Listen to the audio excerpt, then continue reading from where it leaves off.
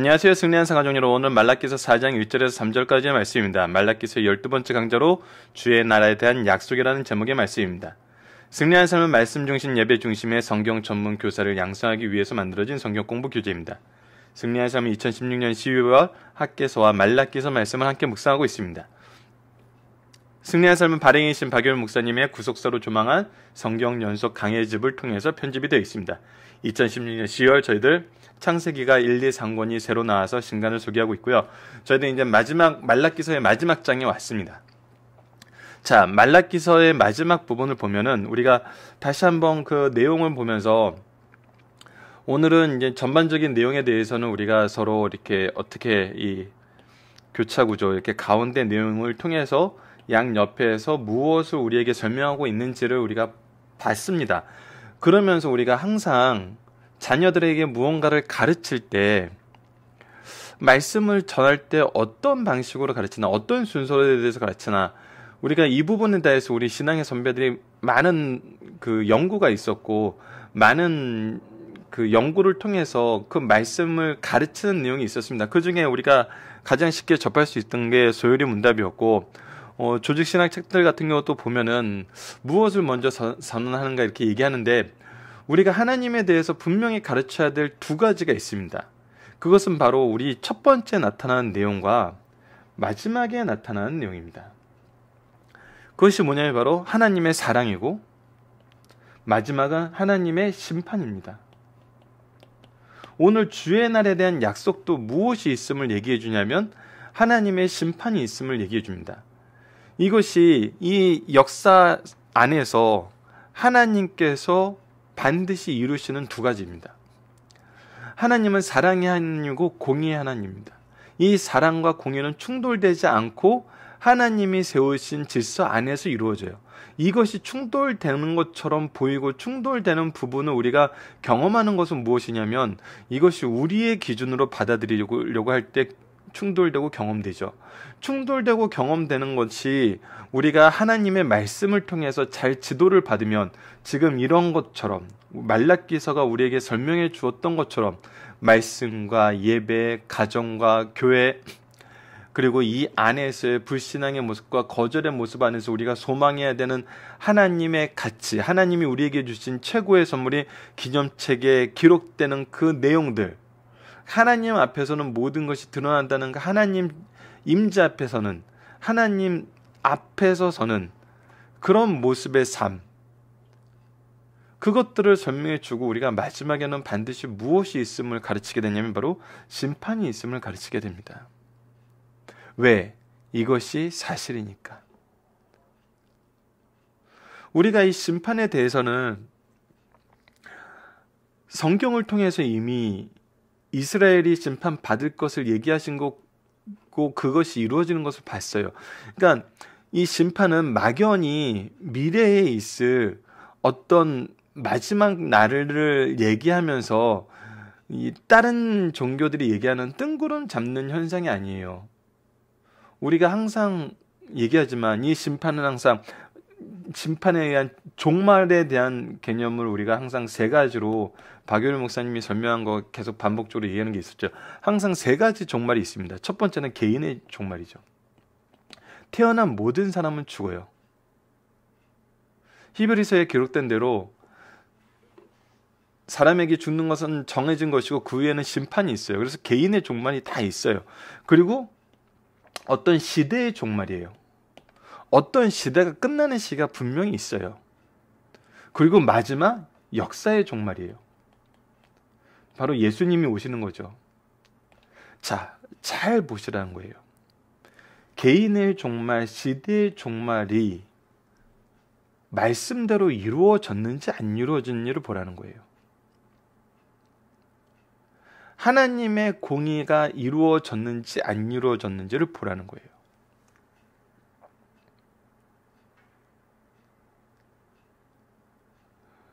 이것은 우리가 정말 인생을 살다 보면 항상 경험하는 거예요. 지금 현재 한국 사회에서도 정말 누가 이 일을 이끄시는지를 보시라는 거예요. 그 누가 왜 이 일을 이끄시는지를 봐야 된다는 거예요. 우리가 이것을 보면서 하나님의 공의가 이루어지는 것을 발견할 수 있다는 거예요. 하나님의 공의라는 건 하나님 말씀에 의해서 이루어지는 거거든요. 하나님이 선포하신 말씀에 의해서 이루어지는 거예요. 그것이 하나님의 기준인 거예요. 성경대로 이루어지고 있잖아요. 누가 상상이나 했겠어요. 자, 그래서 우리가 항상 성경 말씀을 가르칠 때는 사랑으로 시작하여 구속의 은혜를 가르치고 마지막에 심판이 있음을 반드시 얘기를 해야 됩니다. 그리고 이것이 계속 반복되는 역사의 모습을 우리가 증거할 수 있어야 된다는 것입니다. 말라기서는 굉장히 짧은 말씀이지만 이 부분에 대해서 정말 잘 보여주고 있어요, 우리에게. 그래서 말라기서의 교훈과 예수 그리스도의 임재를 통해서 우리에게 주시고자 하시는 하나님의 뜻을 우리가 묵상하는데, 어제 말씀에 이어서 기념책에 기록된, 생명책에 기록된 우리들의 삶이 무엇을 바라보고 무엇이 우리 삶에서 준비되어야 되며 이것이 준비된 삶의 모습이 무엇인가를 우리가 한번 오늘 묵상해 보자는 거예요. 즉 하나님의 심판, 예수 그리스도의 재림을 아는 사람들이 이 세상을 사는 삶의 모습이 무엇이 되어야 되냐는 거예요. 성경책에서는, 말씀에서는 말씀을 근거로 우리는 무엇을 배울 수 있냐는 거예요. 이 내용을 아는 것과 이 내용을 토대로 삶을 사는 것과의 또 괴리가 있을 수 있어요. 참 우리가 신앙생활 한다는 것은 항상 이 두 가지를 염두에 두어야 돼요. 이건 어떻게 보면 설교자의 설교 안에서도 분명히 드러나는 부분이에요. 첫 번째는 하나님 말씀의 본뜻을 알고 있느냐. 이 본뜻이 벗어난 해석에 의한 것은 안 되거든요. 두 번째는 하나님의 뜻대로 적용되느냐.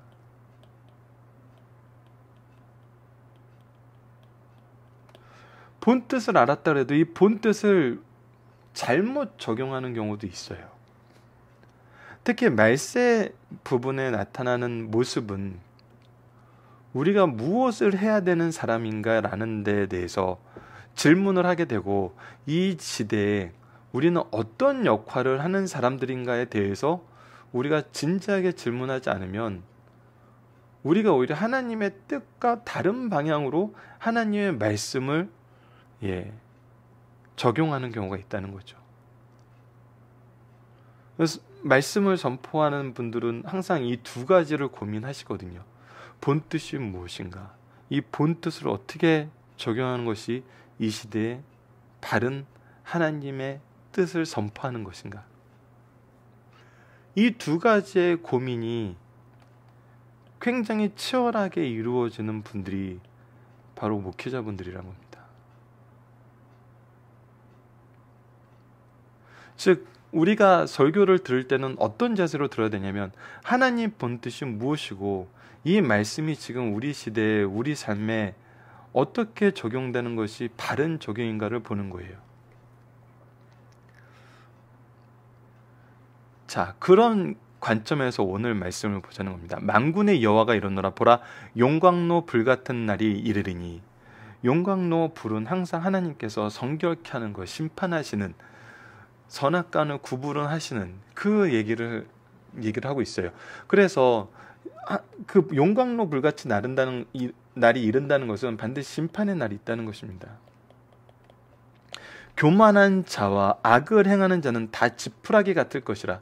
이 불 앞에서는, 하나님의 용광로 불 앞에서는 교만과 악을 행하는 자는 그들이 하나님을 거역하는 것이 지혜라 그러고, 하나님의 뜻은 미련한 거라 그러고, 거치는 것이라 그러고, 우리에게 필요 없는 것이라 그러고, 우리가 이것을 우리 멋대로 해도 괜찮다고 했던 그 사람들의 존재와 그 사람들의 행위는 무엇과 같아지냐면 용광로불 앞에 지푸라기 같다는 거예요.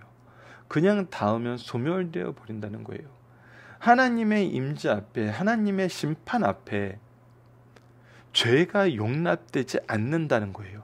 그 이른 날에 그들을 살라 그 뿌리와 가지를 남기지 아닐 것이로되, 이때는 어떤 날이냐면 바로 악은 완전히 소멸되는 날이에요.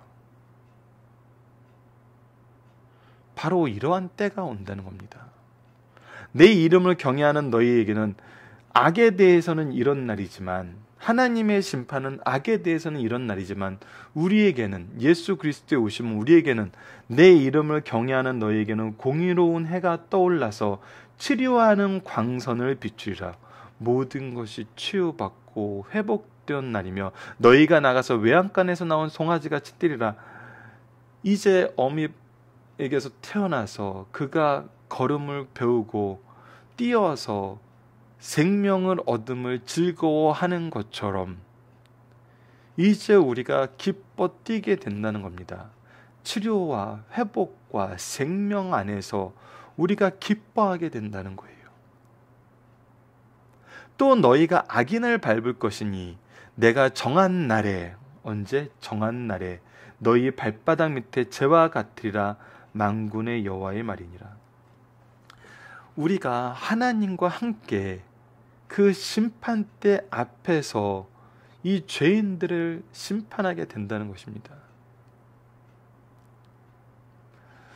우리가 이들의 심판을 보고 이들이 심판받는 것을 당연하게 받아들이는 그 자리에 우리가 하나님께서 인정하시는 하나님의 은혜로 얻은 이 은혜로 말미암아 은혜 안에서, 안에서 우리는 기뻐 뛰고 악인들은 우리에게 밟힌다는 겁니다.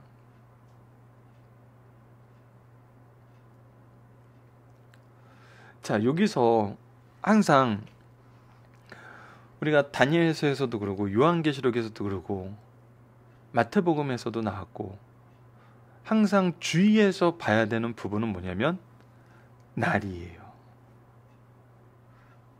정한 날이에요. 즉 하나님이 정하신 때예요. 누구의 심판으로 인해서?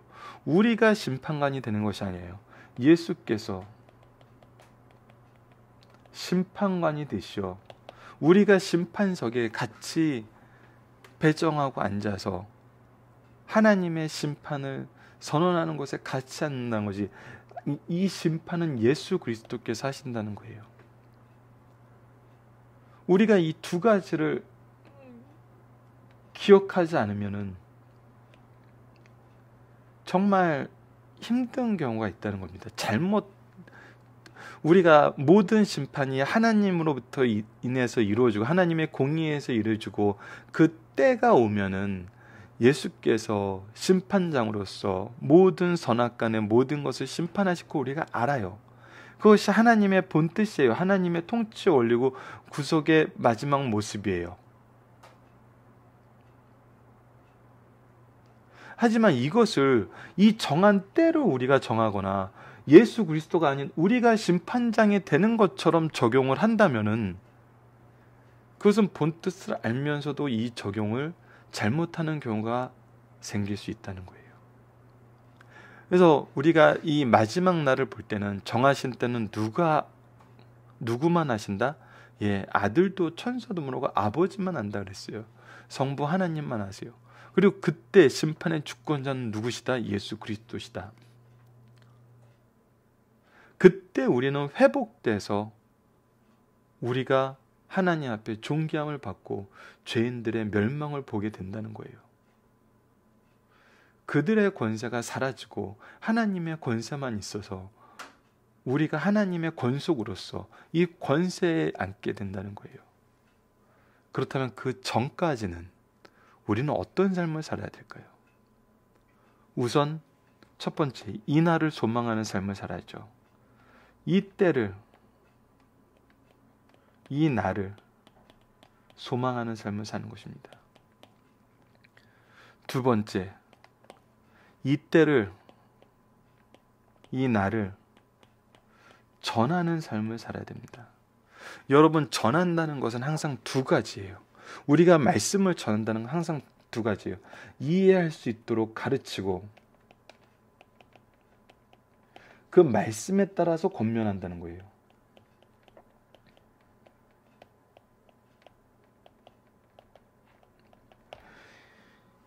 이것이 이루어지잖아요. 지금 승리한 삶을 만든 이유는 이것을 이해할 수 있도록 배우고 가르치면서 이것을 할 수 있도록 권면하는 활동을 하는 거예요. 그 권면이 뭐냐면 바로 가장 기본적인 게 기도예요. 기본적인 게 예배예요. 기본적인 게 말씀을 가르치는 거예요. 이 세 가지는 떠날 수가 없어요. 우리가 말라기서에서 봤다시피 제사장들에게 바로 가르치라 그랬고 바른 예배를 드리라 그랬고 그거 안에서 그것을 위해서 우리가 기도해야 되는 거예요. 그러니까 이 세 가지는 떠날 수가 없어요. 이 세 가지가 우리 삶에서 없을 수가 없어요. 없어서는 안 돼요. 없어도 되는 사람은 없어요. 기도와 말씀과 예배.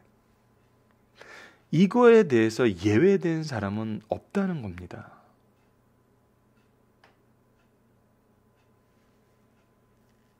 이것을 계승하는 데에서 예외된 사람은 없다는 거예요. 여러분, 이것은 유대인을 보면 잘 보여요. 유대인의 삶의 모습을 보세요. 이 세 가지가 떠나지 않는 공동체 전통들이 아직도 남아 있어요. 그럼 우리의 모습은 이것이 없이 무엇을 하길 원하냐면 재판관이 되고 싶어하는 경우가 너무나 많다는 거예요. 너무나 빈번하게 생긴다는 거예요. 기도하지 않고 재판관이 되고 말씀 가르치지 않고 재판관이 되고 예배로 인도하지 않고 재판관이 돼요. 그러다 보니까 어떻게 되냐면 오히려 말씀에 멀어지게 되고 교회와 예배와 멀어지게 만들고 오히려 기도하지 않는 삶의 습관이 정착되게 돼요. 그래서 우리가 이것을 우리가 기억하면서 이 말씀을 적용하면서 이 날에 대한 소망을 가진 삶이 어떤 삶인지는 우리가 다시 한번 생각을 해야 됩니다. 다시 한번 점검을 해야 돼요. 우리가 그 영혼을 위해서 기도하고 있는가? 그 영혼에게 충분하게 말씀을 이해할 수 있도록 가르치고 그 말씀으로 권면하고 있는가? 우리가 그들과 함께 예배에 나아가는 것을 최우선으로 하는가?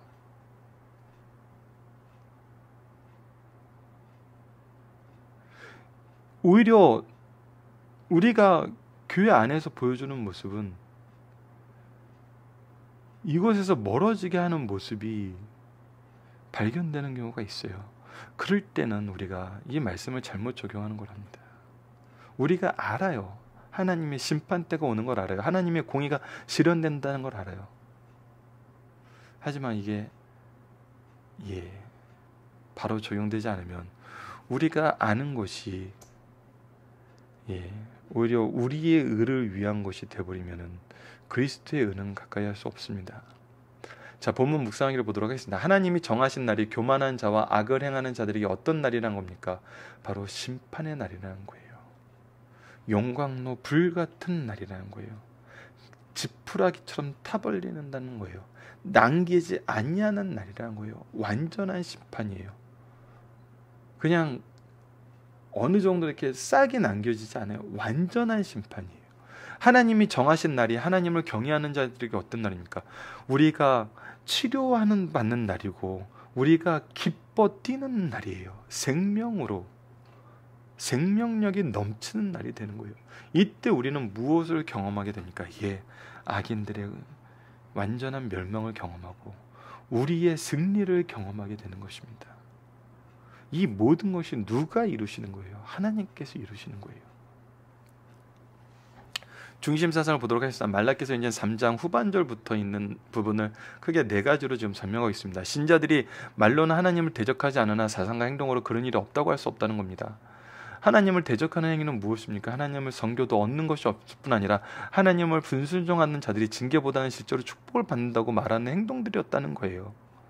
하나님을 섬기고 하나님의 일꾼이라고 세움을 받았는데 하나님의 뜻은 미련한 것이고 하나님의 방법은 잘못됐다는 거예요. 저는 정말 말씀을, 여러분들 설교도 여러 가지 형태가 있고 말씀에 대한 재능도 여러 가지 방법이 있어요. 근데 말씀을 전하는 게 의미 없다, 그렇게까지 말씀을 전해야 되냐는 말을 하는 거는 저는 이해가 되지 않아요. 정말 이해가 되지 않아요. 말씀을 너무나 잘 알고 다 안다고 얘기하는 것도 저는 이해가 되지 않아요.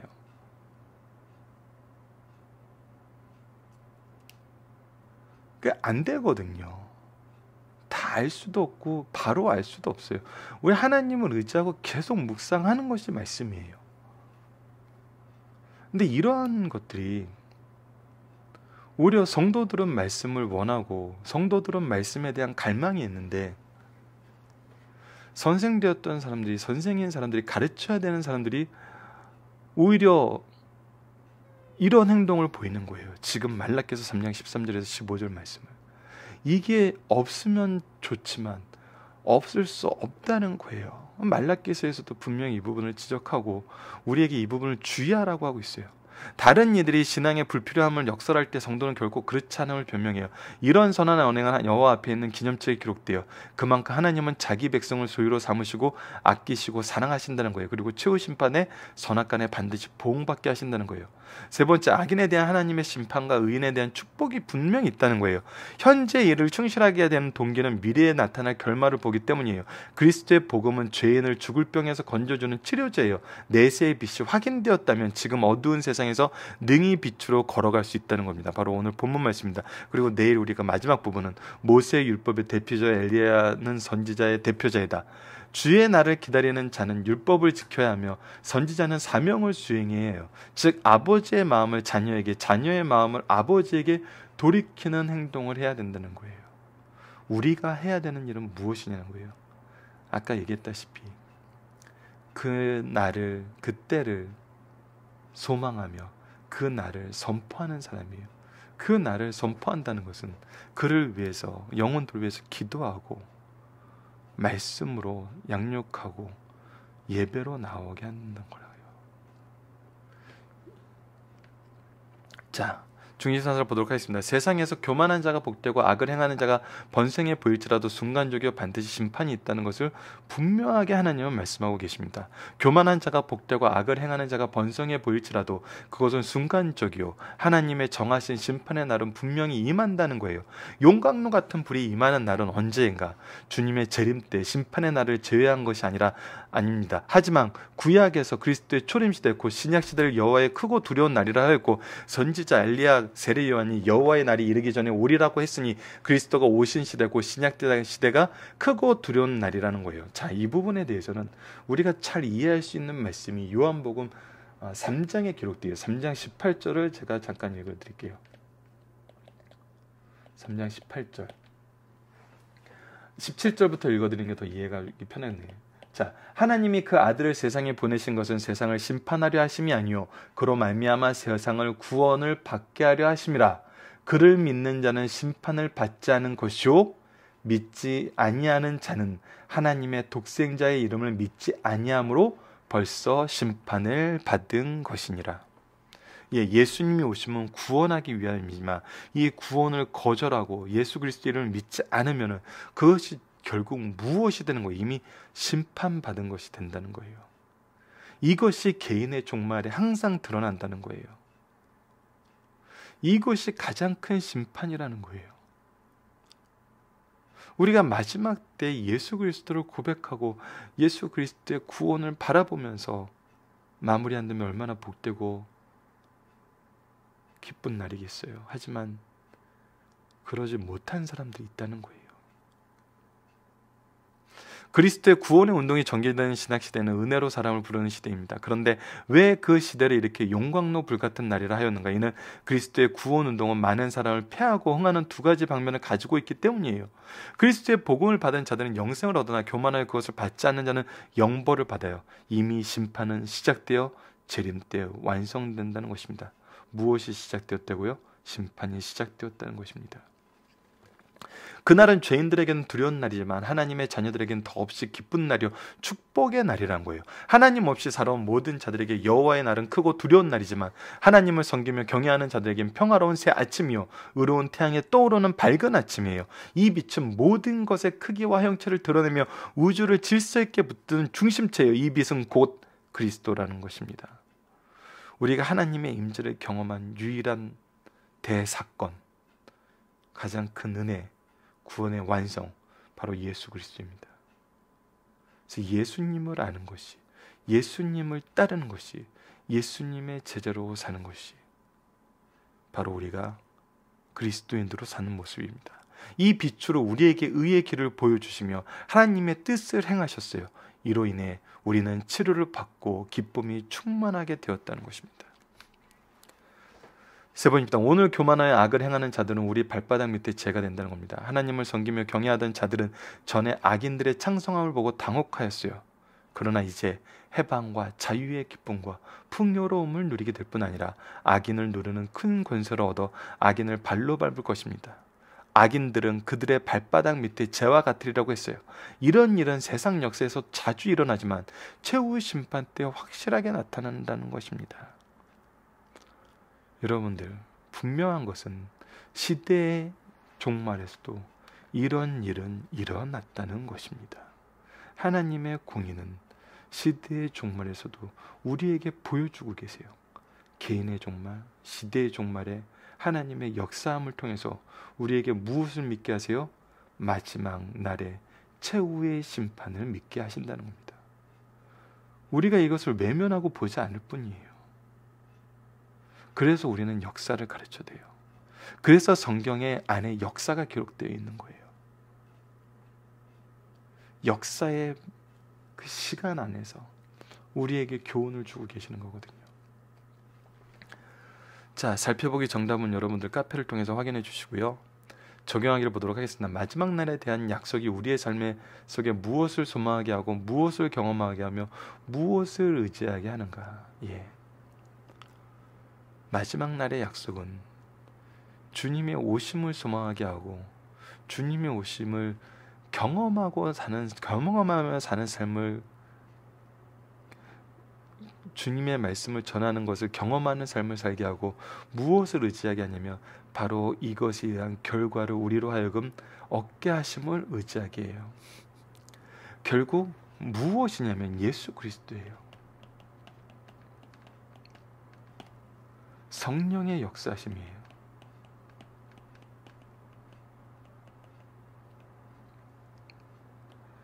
이것이 경험된다는 거예요. 이것을 소망하게 만드신다는 거예요. 이것을 의지하게 하신다는 거예요. 왜 우리가 의지하지 못하고, 왜 우리가 이것을 소망하지 못하고, 왜 우리가 이것을 경험하지 못하나요? 다시 말하지만 죄이고 우리의 개인의 기준입니다. 우리의 지식과 우리의 경험을 하나님의 말씀과 하나님의 역사하심보다 먼저 두게 되면은 하나님의 것은 외면당하고 미련해 보이고 하나님을 거역하는 삶을 살게 한다는 것을 우리가 말라기서 말씀을 통해서 다시 한번 묵상했습니다. 말씀을 기초로 기도하기를 통해서 마치겠습니다. 하나님, 그때가 언제인지 알 수 없으나 그리스도를 통해 이미 왔고 아직 소망 중에 있음을 경험합니다. 우리가 이때를 분노와 시기로 기다리지 않게 하시고 온유함과 용서와 애통함으로 기다리며 우리에게 맡기신 영혼들을 위하여 일하게 하소서. 그들의 구원을 기대하며 그들을 위하여 수고하며 열매 맺음으로 기쁨과 은혜와 영광 중에 기다리게 하소서. 예수님 이름으로 기도드립니다. 아멘.